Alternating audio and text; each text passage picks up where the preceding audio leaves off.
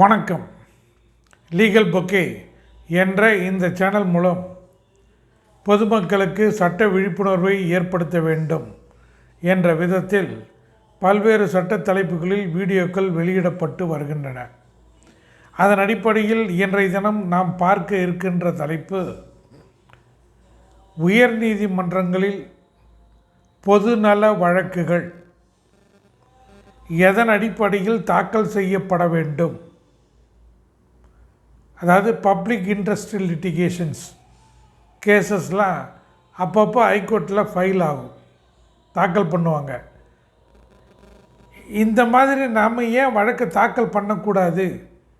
நமக்கு ஒரு பிரச்சனைன்னு வரும்போது பப்ளிக் இன்ட்ரெஸ்ட் லிட்டிகேஷன் தாக்கல் செய்ய முடியுமா அப்படின்ற ஒரு எண்ணம் பொதுமக்கள் மத்தியில் எழுகின்றது. அவ்வாறு உயர்நீதிமன்றங்களில் பொதுநல வழக்குகள் எது போன்ற பிரச்சனைகளில் தாக்கல் செய்யப்பட வேண்டும் என்பது குறித்து உச்சநீதிமன்றம் பல்வேறு வழக்குகளில் கூறி உள்ளது. அது குறித்து பார்க்கின்ற போது எது போன்ற பிரச்சனைகள் வருகின்ற போது தாக்கல் செய்ய முடியும், அதாவது பொதுநல வழக்கு பப்ளிக் இன்ட்ரெஸ்ட் லிட்டிகேஷன் பெட்டிஷன் தாக்கல் செய்யலாம்னு சொன்னோம்னா, சில மாநிலங்களில் சில இடங்களில் அடிமை தொழிலாளர்கள் பாண்டட் லேபர்ஸ், அதாவது ஒரு 50,000 இல்லை 1,00,000 கடன் வாங்கியிருப்பாங்க. அந்த கடனை தீர்க்க வேண்டும் என்பதற்காக 6 மாதம் அல்லது 8 மாதம் செய்யக்கூடிய பணிகளை தொடர்ந்து அடிமை தொழிலாளியாக வேலை செய்து வருவார்கள். கடன் கழிஞ்சிருந்து கூட தொடர்ந்து வேலை செய்துட்டு வருவாங்க. அதுபோன்ற அடிமை தொழிலாளர்கள் எங்கேயாவது ஏதேனும் பணிபுரிந்தால் அதை கண்டறிந்து உரிய உத்தரவு பிறப்பிக்க வேண்டும். அது சமயம் அடிமை தொழிலாளர்களை மீட்பதற்கு உரிய நடவடிக்கை எடுக்க பப்ளிக் இன்ட்ரெஸ்ட் லிட்டிகேஷன் தாக்கல் செய்யலாம். அதே போல் பல இடங்களில் ஆதரவற்ற குழந்தைகள் கவனிப்பாரற்று இருக்கின்ற போது அந்த குழந்தைகளின் நலனுக்காக பொதுநல மனு தாக்கல் செய்து உரிய உத்தரவு பெற முடியும். அதே மாதிரி தினக்கூலிக்கு வேலை செய்வாங்க. ஃபார் எக்ஸாம்பிள், ஒரு நாளைக்கு 400 ரூபா இல்லை 300 ரூபா 200 ரூபா ஊதியம்னா அந்த ஊதியம் கூட ஒழுங்காக தருவது கிடையாது.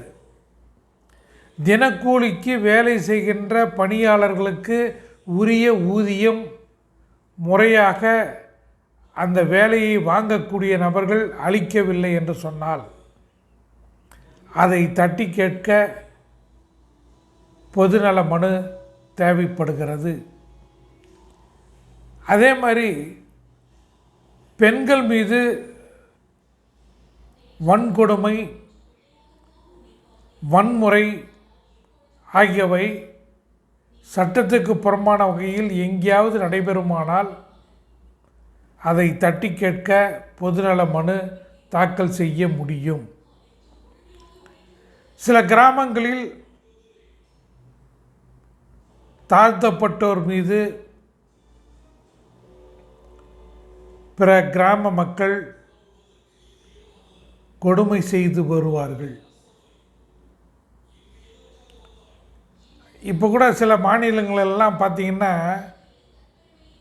தாழ்த்தப்பட்டோர் மீது பல்வேறு வகையில் அவர்களுக்கு நெருக்கடிகளை கொடுத்து வன்முறை சம்பவங்கள் நடைபெற்று வருவதை நாம் செய்தித்தாள்களில் பார்த்து கொண்டு தான் இருக்கின்றோம்.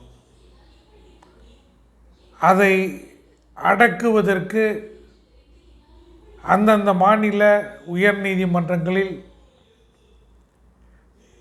மனு தாக்கல் செய்ய முடியும். பப்ளிக் இன்ட்ரெஸ்ட் லிட்டிகேஷன் என்ற வகையில் பொதுநல மனு தாக்கல் செய்து உரிய பரிகாரம் தேட முடியும். அதே மாதிரி சுற்றுச்சூழலை பாதிக்கின்ற விதத்தில் எவரேனும் ஈடுபட்டால் அவர்களும் பொதுநல மனு தாக்கல் செய்ய முடியும். ஆனால் எந்தெந்த சூழ்நிலைகளில் பொதுநல மனு தாக்கல் செய்ய முடியாது என்று பார்த்திங்கன்னா, இப்போ ஒரு கட்டிடத்திற்கு அல்லது ஒரு நிலத்திற்கு இவர் ஓனராக இருப்பார். அவரிடத்திலே வாடகைக்கு குடியிருக்கக்கூடிய அல்லது குத்தகைக்கு குடியிருக்கக்கூடிய நபர் இருப்பார்கள். அந்த ஓனருக்கும் டெனண்ட்டுக்கும் இடையில் ஏதேனும் பிரச்சனைகள் ஏற்பட்டால் அவர்கள் பொதுநல மனு தாக்கல் செய்ய முடியாது. மருத்துவ ரீதியாக, பொறியியற் கல்லூரி சம்பந்தமாக, இப்படி மருத்துவக் கல்லூரி, பொறியியற் கல்லூரி ஆகிய கல்லூரிகளில் நடைபெறுகின்ற தேர்வு முறைகள் குறித்தும்,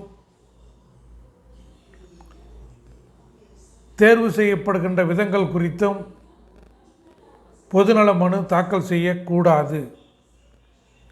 அரசு ஊழியர்கள் பென்ஷன், கிராஜுவிட்டி போன்ற பிரச்சனைகளில் பொதுநல மனு தாக்கல் செய்யக்கூடாது. அதே சமயத்தில் கீழ்மை நீதிமன்றங்களில் பல்வேறு வழக்குகள் நீண்ட காலமாக நிலுவையில் இருக்கின்றன. அந்த வழக்கை விரைந்து முடிக்க உரிய உத்தரவு அளிக்க வேண்டும் என்று உயர்நீதிமன்றத்தில் பொதுநல மனு தாக்கல் செய்ய முடியாது. இப்படி உயர்நீதிமன்றத்தின் மூலமாக கீழ்மை நீதிமன்றத்தில் நிலுவையில் உள்ள வழக்குகளை விரைந்து முடிக்க உரிய நடவடிக்கை எடுக்க வேண்டும் என்று சொன்னால் அதற்கென்று தனியாக மனு இருக்கிறது. அந்த மனுவை தாக்கல் செய்ய முடியுமே தவிர, வேறு சட்ட நடவடிக்கை எடுக்க முடியுமே தவிர, பப்ளிக் இன்ட்ரெஸ்ட் லிட்டிகேஷன் என்ற பெயரில் பொதுநல மனு தாக்கல் செய்ய முடியாது என்பதை இத்தருணத்தில் பொதுமக்களுக்கு தெரிவிக்க கடமைப்பட்டிருக்கின்றேன். ஆக பொதுநல மனு என்பது குறித்து பொதுமக்களுக்கு ஒரு விளக்கம், இளம் வழக்கறிஞர்களுக்கும் ஒரு விளக்கம் அளிக்க வேண்டும் என்பதற்காக இந்த வீடியோ பதிவை நான் மேற்கொண்டிருக்கின்றேன். இதுபோல் எண்ணற்ற வீடியோக்கள் வெளியிட்டிருக்கின்றேன். அவை அனைத்தும் உங்களுக்கு பயனுள்ளதாக இருக்கும். இந்த வீடியோ உங்களுக்கு பிடித்திருக்கும் பட்சத்தில் நீங்கள் லைக் செய்து சப்ஸ்கிரைப் பட்டனை ப்ரெஸ் பண்ணுங்கள். அப்பொழுதுதான் நான் வெளியிடுகின்ற வீடியோக்கள் அனைத்தும் உங்களுக்கு எளிதாக வந்து சேரும். அனைவருக்கும் புத்தாண்டு வாழ்த்துக்கள். வணக்கம்.